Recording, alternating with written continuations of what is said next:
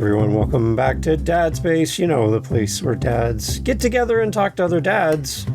And we're going somewhere into the deep space of Dad Space. Apparently, with my guest, Joe has got like the whole Star Trek thing going on behind him. Joe, I got to tell you, coming up on a future episode of Dad Space, are you ready for this? Oh, yeah. Are you ready? Hit me.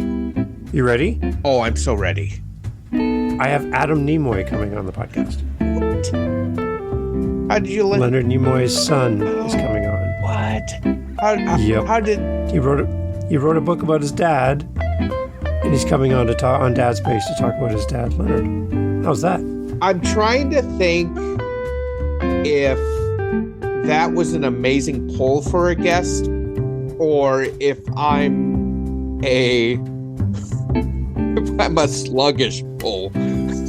No. No, we have to warm up the audience with you because, you know, hey, we can't just hit him with Adam Nimoy. Yeah. Wow. I'm amazed. I got to tell you.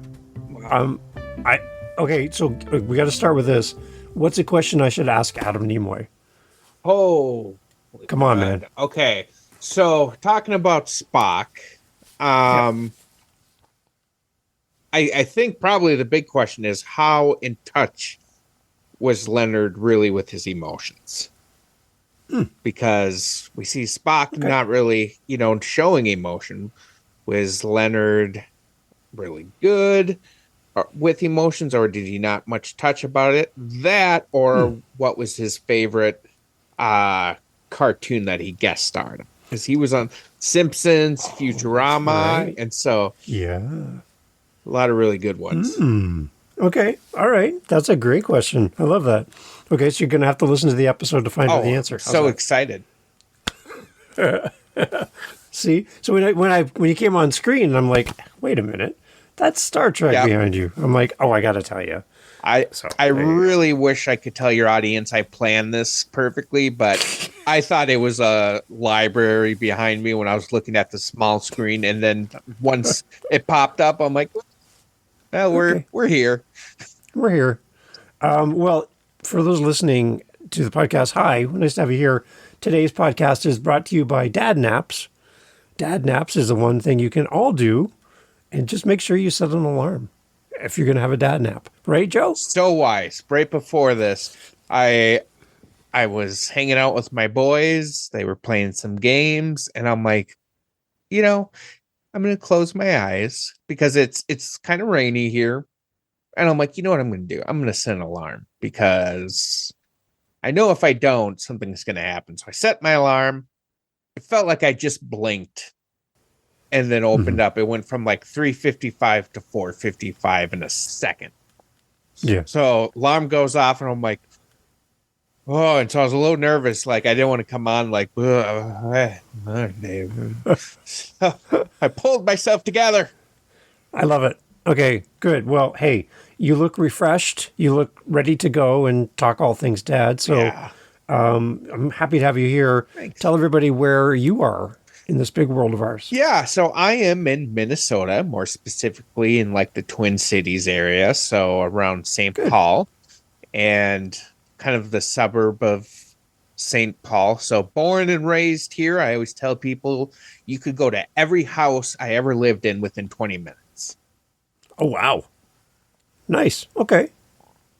Yeah. I've never been to Minnesota. I'd love to go there sometime. Yeah. I always tell people, really the only things you're missing is the Mall of America and snow. A lot of snow. But you're probably a little familiar with some snow. Well, yeah, we get a little bit here and there. A light dusting. How's that? Yeah. Just enough to make you tired and want to take a dad nap. So that's about as much as we get. And you have podcasts too. You're a podcaster. Tell us about what you do. Yeah, thanks. Yeah, so the main one I kind of focus on, it's called No Time Like Joe Time.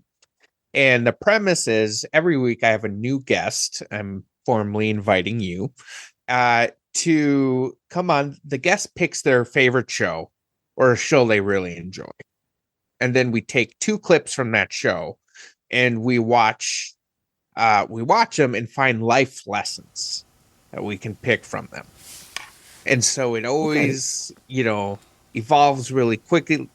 I think there's media can definitely be used for good and bring people together. And I was just editing a video about somebody who really likes the WWE. Hmm. And, she was talking about the connection she had with her grandpa, her brother, and her dad through watching this. So it's not just, oh, I'm going to watch wrestling. This is a place where my family bonded. So I always think Nice. that's super cool.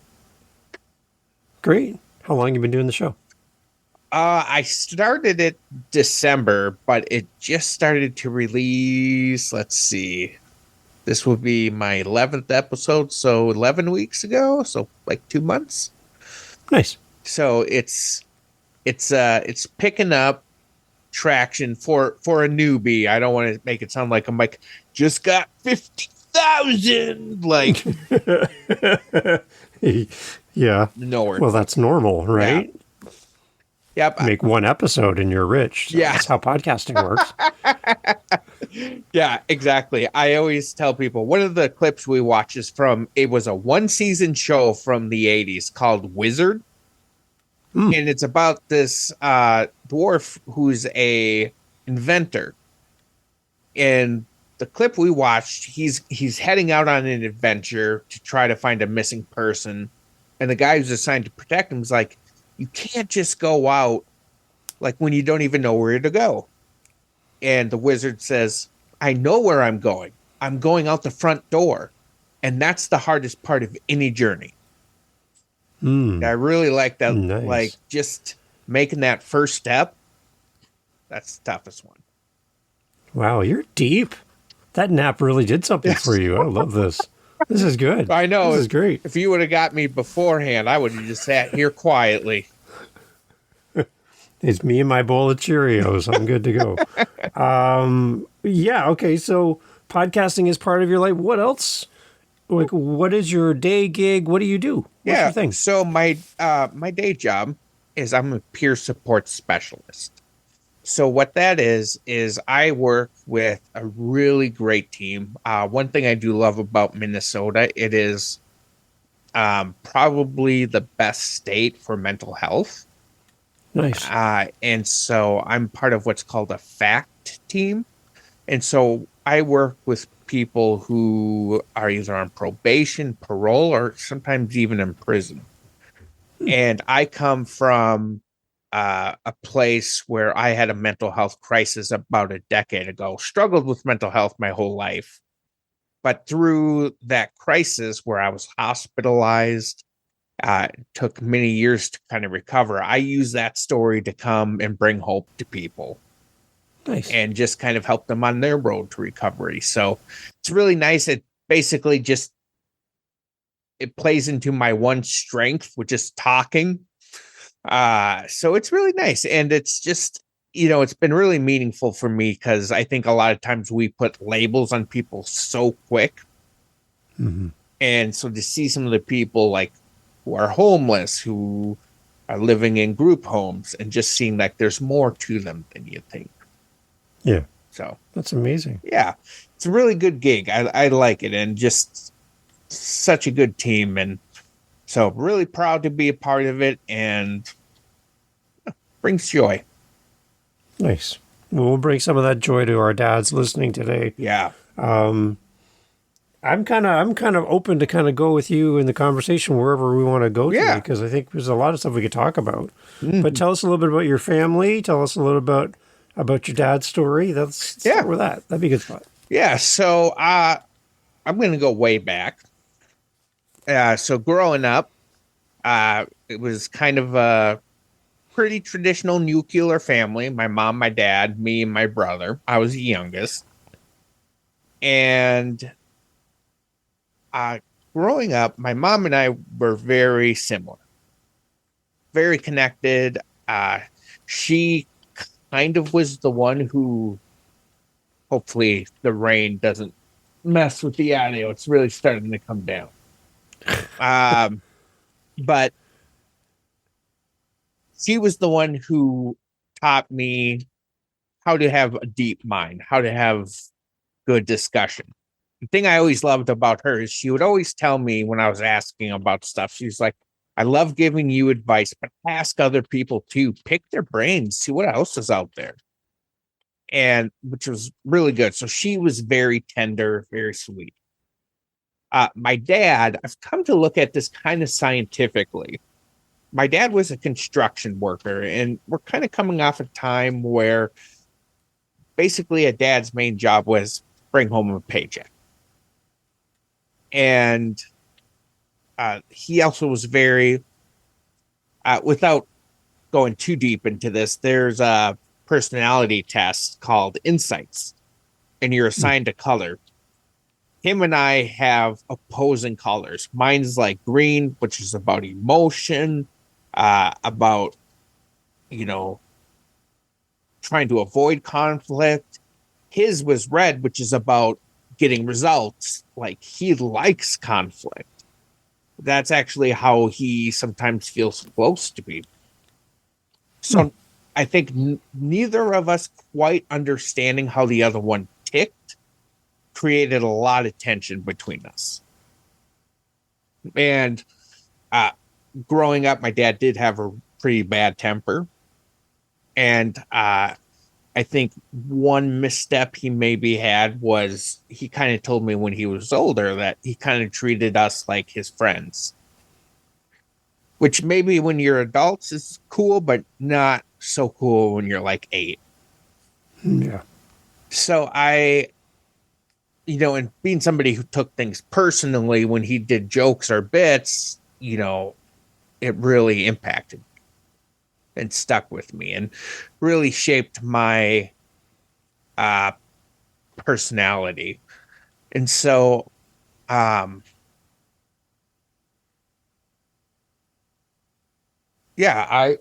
wow.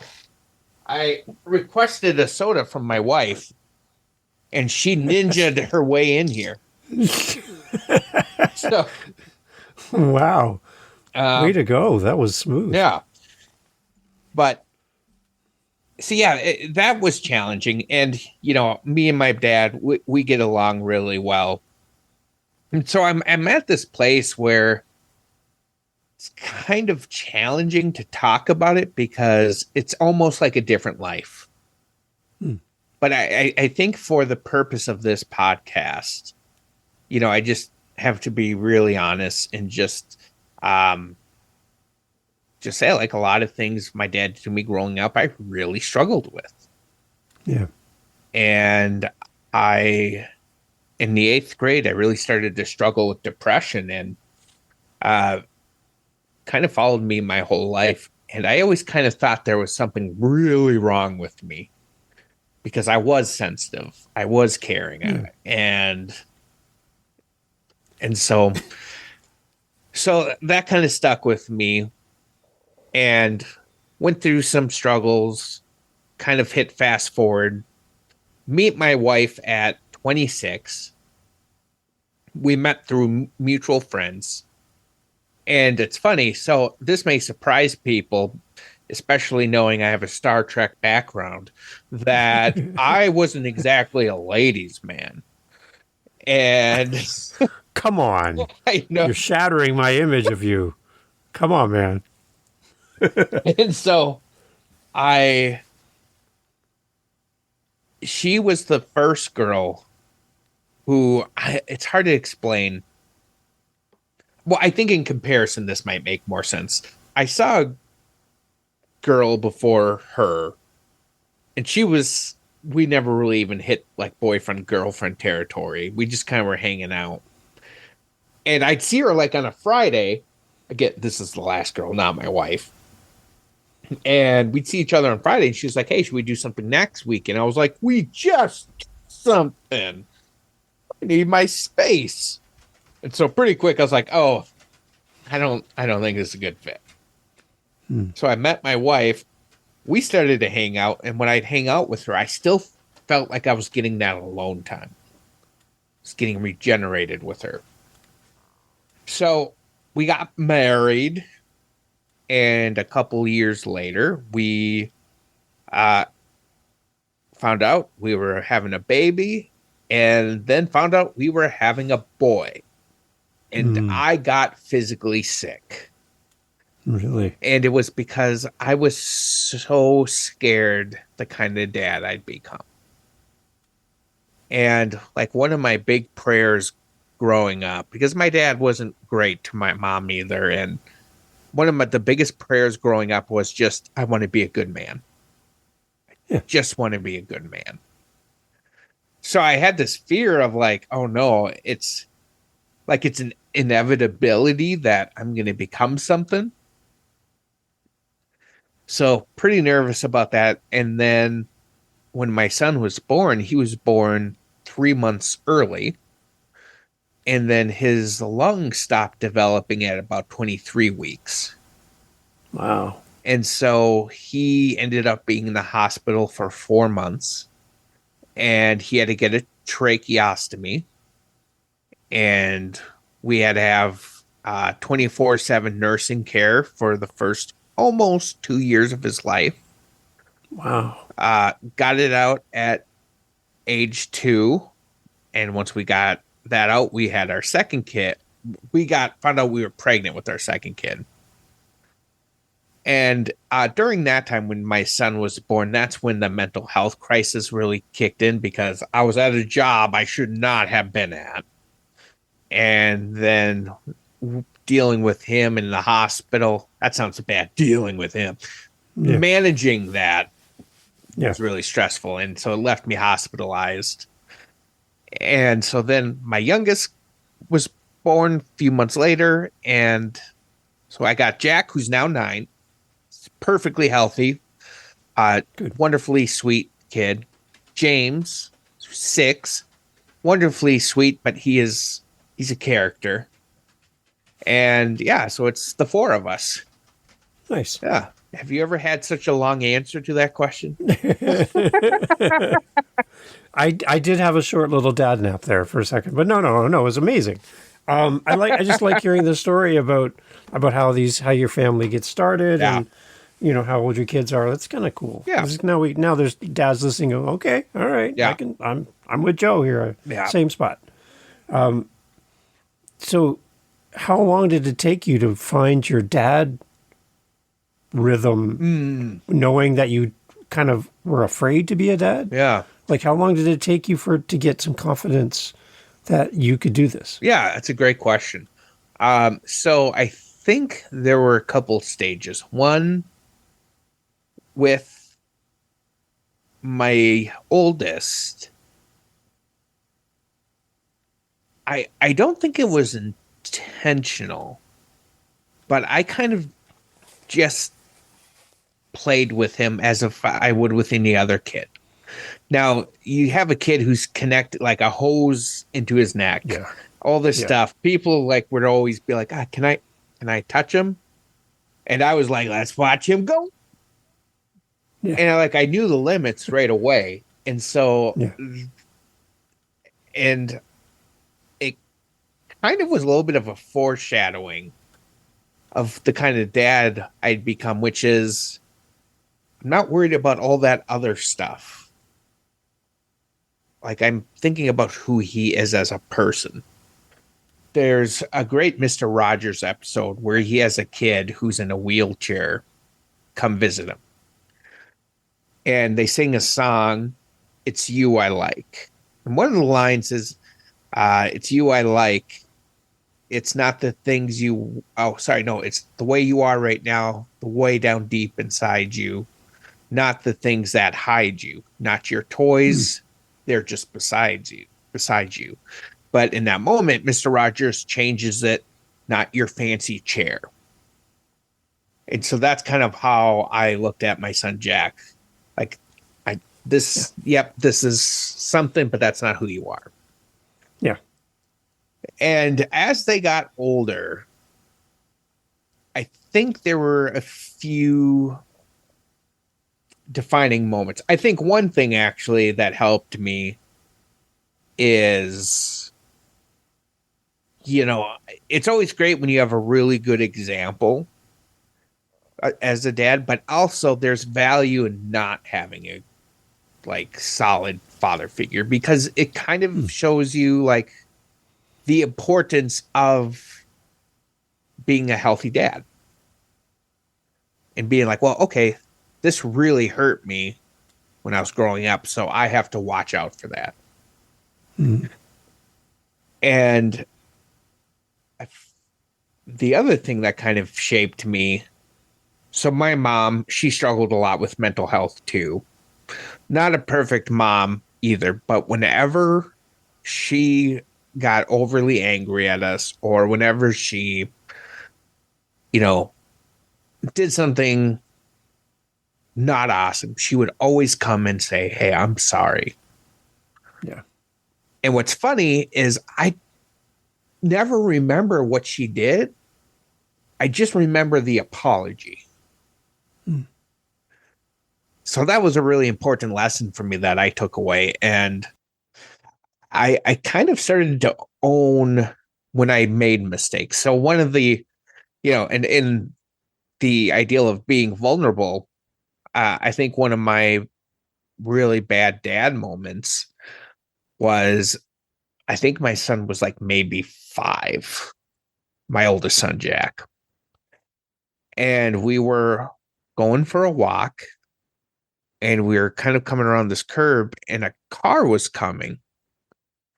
And I think he was going to maybe go to one side. I was like, Jack, get over here. And he tried to switch, and then he fell.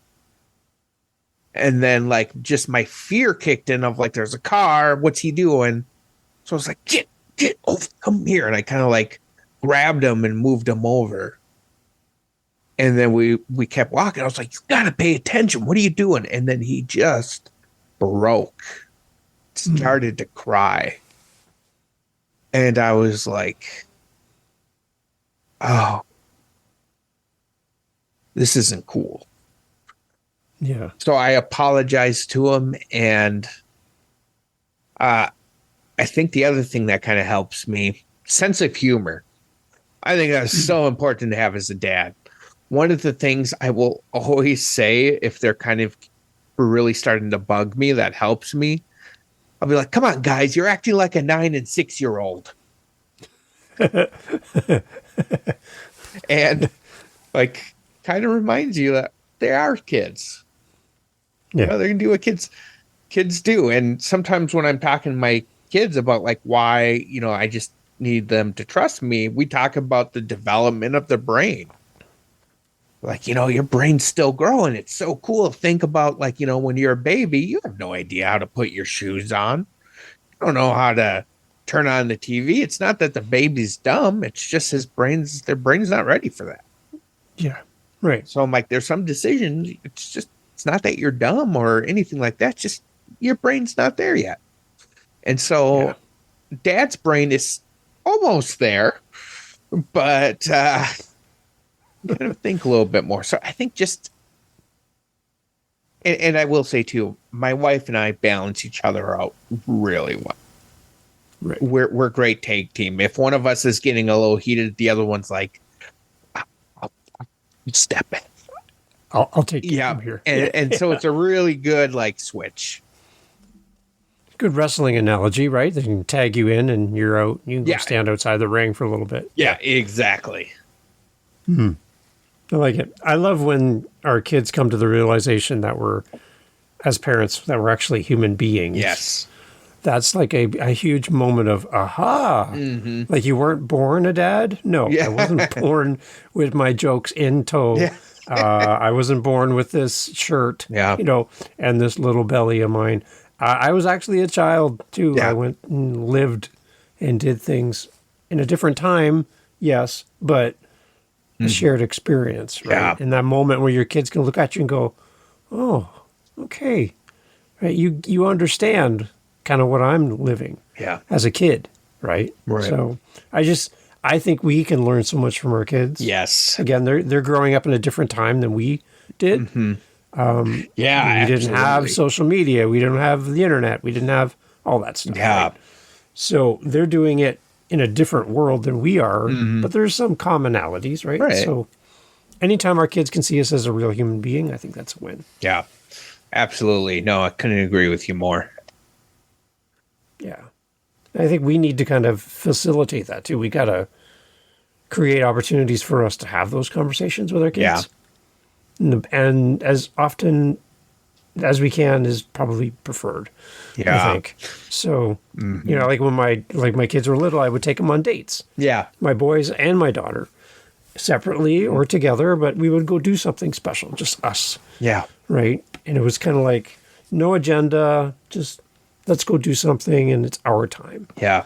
Right? Like I'm exhausted. I've worked 60 hours that week. Yeah. I've got things to do at home. I've got responsibilities. I've got, I would like to just have a dad nap again with that, but they're like, I want to spend some time with my kids. Yeah. So it really takes a lot of effort to create that space for them. But I think that's what they're going to remember the most. Right, exactly. And it sometimes probably doesn't always feel like a big thing for us. Like, oh, yeah, we just went to Caribou or Starbucks, whatever your local coffee shop is, or McDonald's. Like, for them, it's like amazing. Yeah. It's beautiful. And I've had the fortune of to make it easier. Sometimes it's more complicated to fully explain what it is. I just say I'm in Boy Scouts.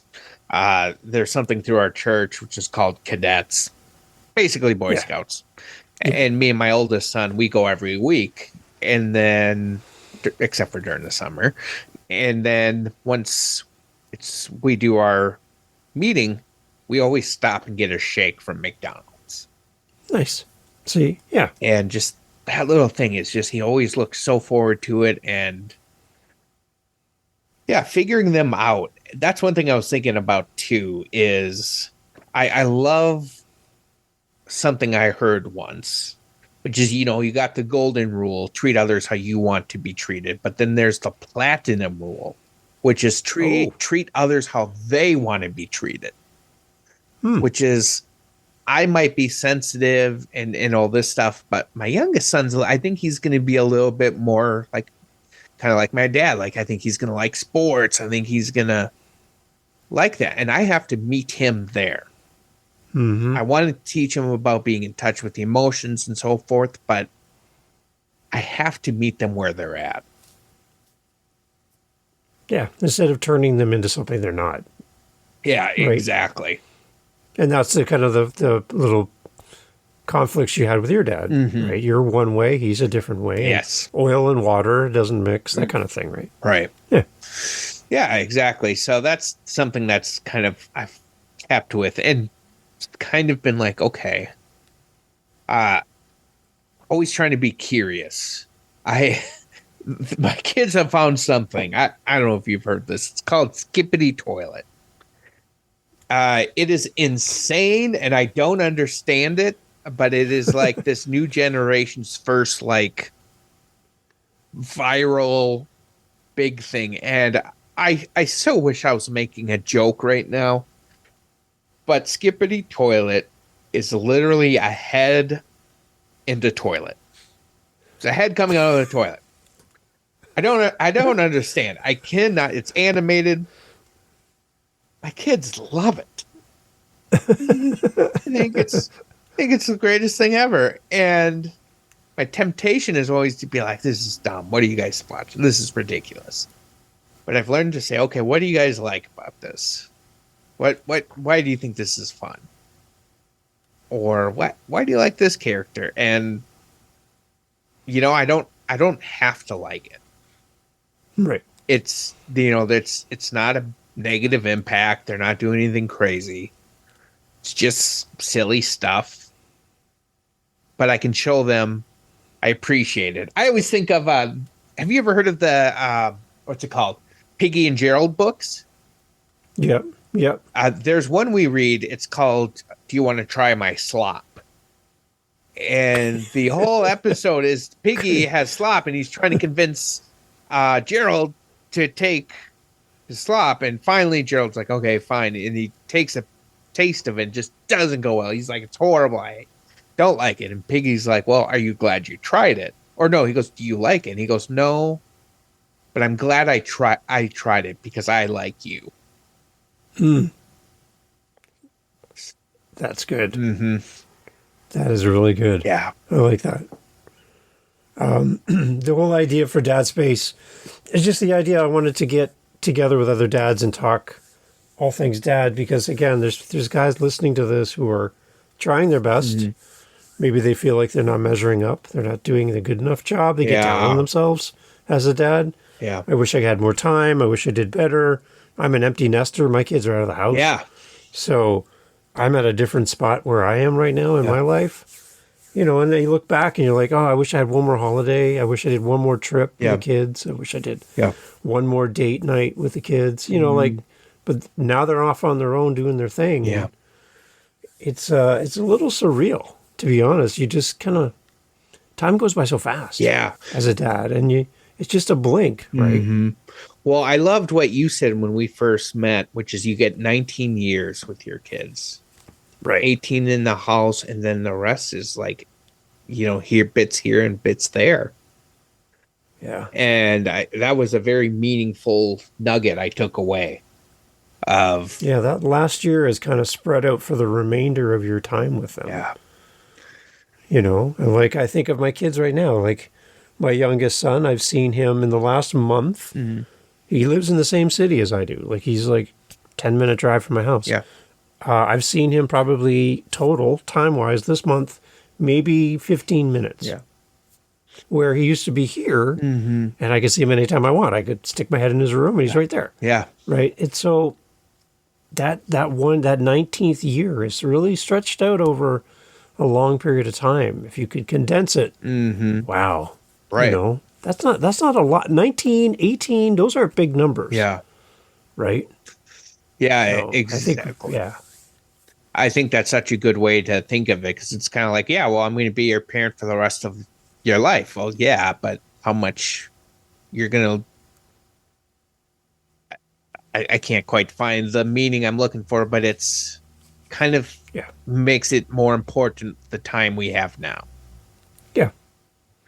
Yeah, when they're 6, you're like, oh, I can't wait till you're 7. I can't wait till you're 10. I can't wait till you're a teenager. I can't wait till you can drive. Yeah. So I don't have to drive you everywhere. Yeah. And then it's like, wait a minute. Can you slow down? You're leaving to go to college. You're going to university. Wait, what? Like you're going to another state. You're going, where are you going? Yeah. I'm never going to see you. Like, Yeah. wait a minute. And then all of a sudden you're just like trying to backtrack a little bit. Right. So. Yeah, exactly. Yeah. So yeah, dads, if you're listening and you're like, you're rushing your children through all the different stages of hurry up and grow up, just a caution. Just there's going to be a point in time when you're going to want to have that time back. So Yeah. that whole cats in the cradle thing, right? It's just I hate that song because it's true. Yeah. Right? You know, I don't have time for you, Dad. I'm too busy with my kids. You know, it's a kind of full circle moment. So, but anyways, I just want everybody to appreciate the time you have with your kids. It's amazing that we have this opportunity to be a dad. The other thing I remember too, when I first had our firstborn, was the privilege of naming a human being. It's like, are you serious? I get to pick? Like, I get to pick anything? You know, there's really no rules. Yeah. Okay. I get to name a human. That's amazing. Yeah. That's a big responsibility. Right. Yeah, exactly. I mean, all those things. I mean, I like that because it's something you don't really think about, but you could expand that on, all the little things we do that impacts our kids. Like what we say to them before we go to school, the words we put into them, all this stuff. It kind of add up. Can I ask, what are your kids' names? Yeah, my oldest son is McMillan. I love that name. Yeah, thank you. My youngest, or my middle child, Hadley, is my daughter. Oh, Hadley. Sweet. And my youngest is Sawyer. Sawyer. Oh, those are great names. Yeah. I like. I always say there's this great balance between when you kind of have a unique name, and it's like, oh, that's a great unique name, and then like a name that's just like, what are you doing? Like if I name my Yeah. kid like tripod camera. Unique, yes, but Yeah, it's very unique. Yeah, exactly. Yeah. It's funny because all of their names came from different combinations of names and things that kind of happened. My oldest, when I was 18, I was watching television in my house, at my parents' house, when I was living at home. I hadn't met my wife yet. yeah. No thoughts of kids, any of that stuff. I'm by myself in the house, and it's kind of like as clear as day. It's like, your son's name is McMillan.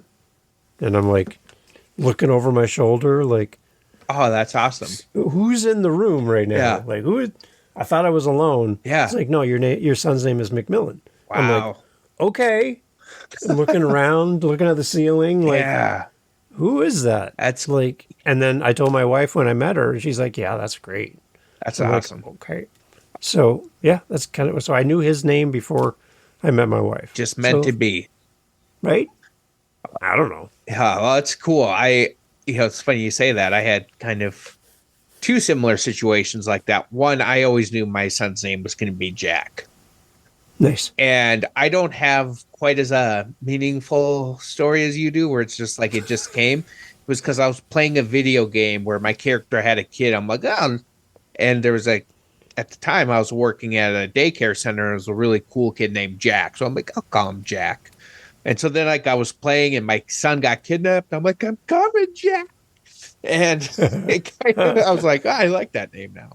And it works because my mom or my wife's mom's name is Jackie. Nice. So we were kind of like, oh, yeah.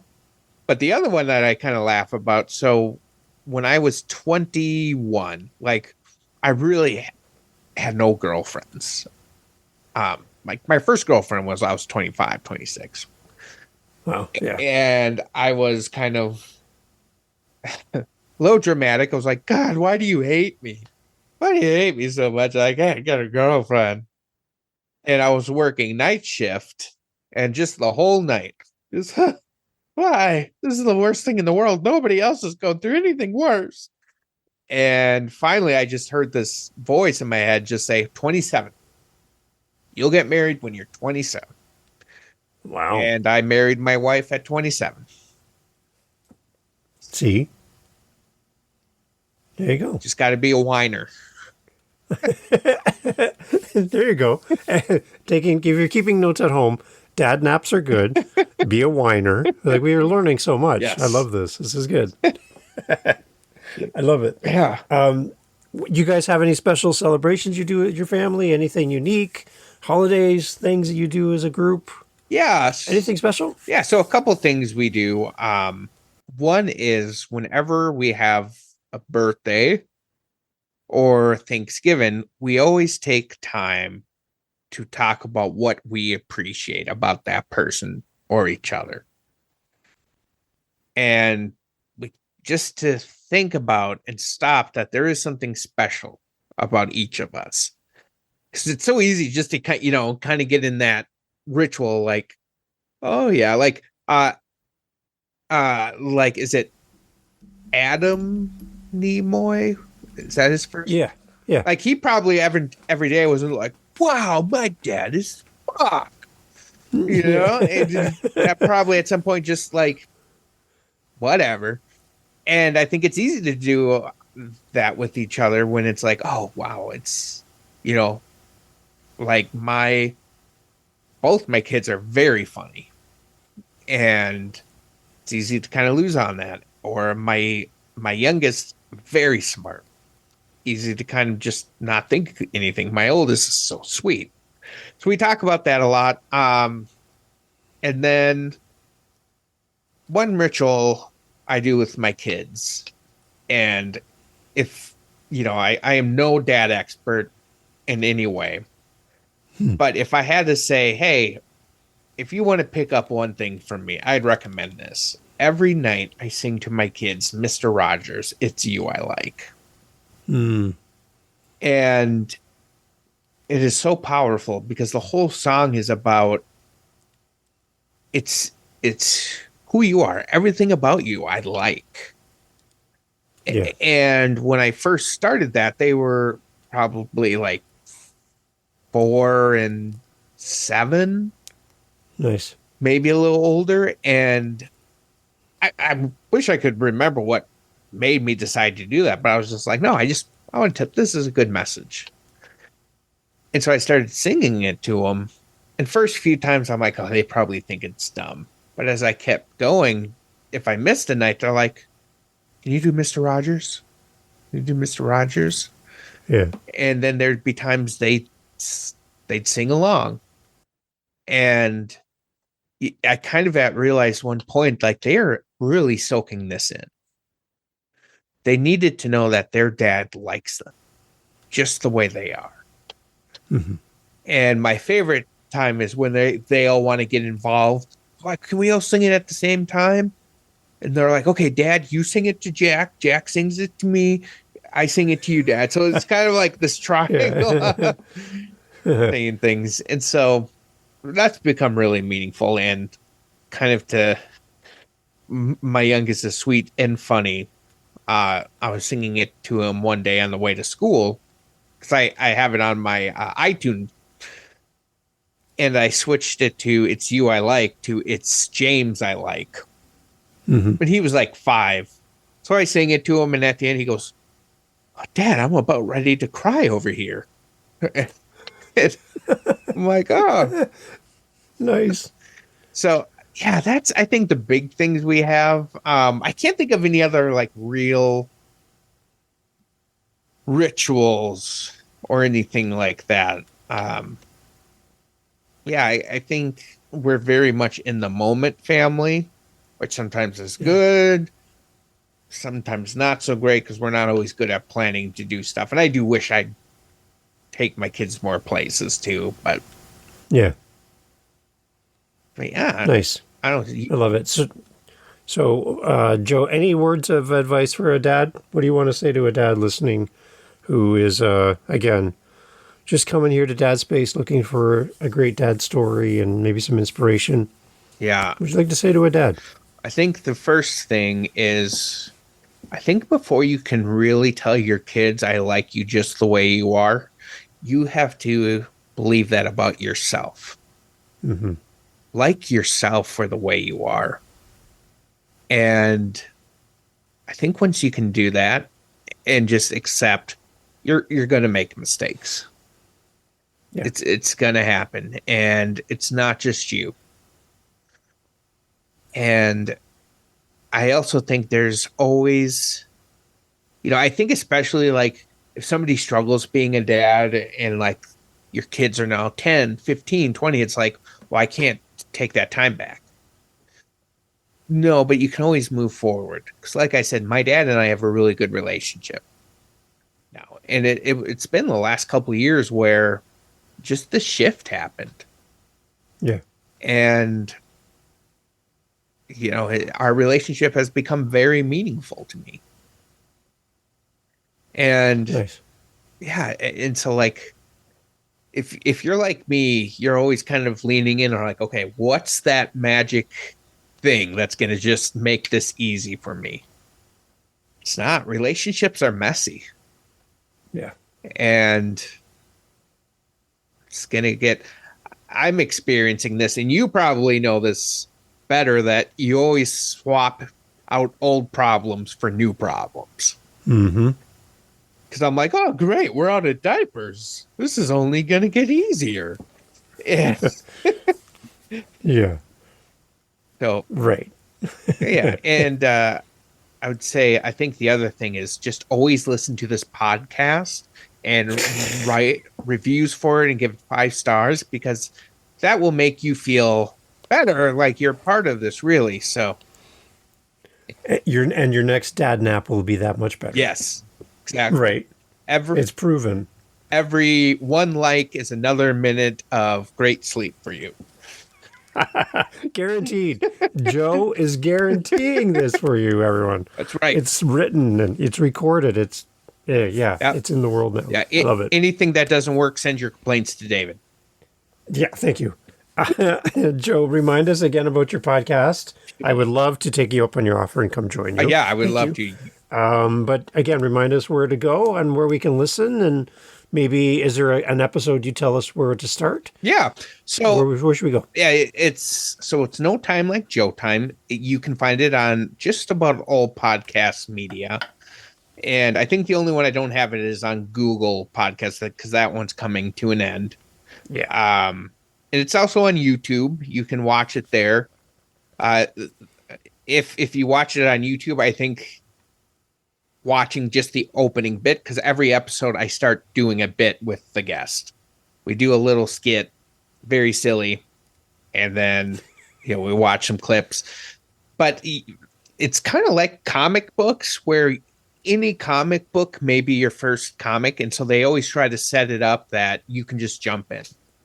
So, you can start the newest episode, you can start back from the beginning. Good. I always like going back and seeing how far the person has come creatively and how far their show has come. Yeah. Like I'm on episode probably like 20 now that I've recorded. And already I'm like, man, I stunk back then. And it's sobering, yes. I will say it should be out by the time this airs for sure. One of my favorite things, and this can be advice for dad, is I own my mistakes. And one of my favorite ones, the first time I had somebody new, because the first 11 episodes, all people I knew. There was an episode, first person who I got off, needed finding a guest. Like, she was a professor, she's wrote a book, all this stuff. And I wrote the script. And the whole bit was, I'm just inflating my ego, where I'm like, I'm basically a professor of podcasting. And so I'm like, yeah, it's nice to have you on. I'm a fellow professor. And she was so talented at it. She goes, oh, yeah, well, I'm glad to be. Wait, you're a professor? And in that moment, she was so convincing, I forgot we were doing the bit. I was like, no, I'm not a professor. It's just part of the bit. And she's like, I know. I'm reading the script. So I'm editing it, and I'm like, I'm going to take that out. But instead, I changed it to right after she says I'm a professor, editing Joe comes in, and I'm like, here's what's supposed to happen, guys. Let's see what recording Joe does. And you see that scene, and it cuts back to editing. Joe's just like, So it's meant to be fun, and anybody can be a guest. I usually have it on there. If anybody's ever interested, it's notimelikejoetime@gmail.com. And yeah, I'm trying to get better at social media accounts. I feel like it's so exhausting figuring out, because I'm old. But it's on YouTube, podcast. That's all you need to know. There you go. Awesome. Joe, thank you so much for being part of Dad Space. And you're coming back to How to Podcast as well. Yes. So I get to have another conversation with you. Make sure you have a nap before you show up. Oh, I will. It's kind of a theme now. So, and I want to say thank you for having this place, because I think sometimes dads don't always have enough places to go to connect. So I think that having that for dads, and just to kind of see it's okay, I think it's a really powerful thing you're doing, and keep it up. Excellent. Yeah, it's great to hear your dad's story, and I'm glad that your kids have a great dad to look up to, and that you're a loving and caring dad. So keep doing what you're doing. Your kids are going to grow up one day. They're going to pull you aside and go, you're a great dad. Yeah. And you need to own that, because you are. Yeah. So definitely keep going with that. Yeah, for sure. Thank you. I appreciate that. Awesome. Everyone, all Joe's information will be in the show notes as always. Go check out his podcast. Go listen, like, subscribe, follow. I don't know. Buy the swag, do the thing, and let everybody know about Joe's podcast as well. So, Joe, thank you so much for doing this. Yeah, thank you. Loved it. Hey, thanks for listening to Dad Space today. I'm so thankful that you were here for this episode. If you like the show, please let another dad know. Hey, That kind of rhymed. Anyways, share the episode out with somebody in your circle who would love Dad Space. That means so much to us here for our guests who donate their time to be on the show. And we just want to see this grow. So, again, another rhyme. Oh, wow. Anyhow, I think I need to write a song or something. Thank you for being here with Dad Space. And again, looking forward to the next episode. Look forward to having you here again with us. And if we can help you in any way, if you have a great guest idea for the show, a topic that you would love us to cover, we would love to do that here on Dad Space. So thanks for listening and thanks for being part of the community. And to you, Dad, thank you for listening and thank you for sharing Dad Space. Catch you on the next one. Take care.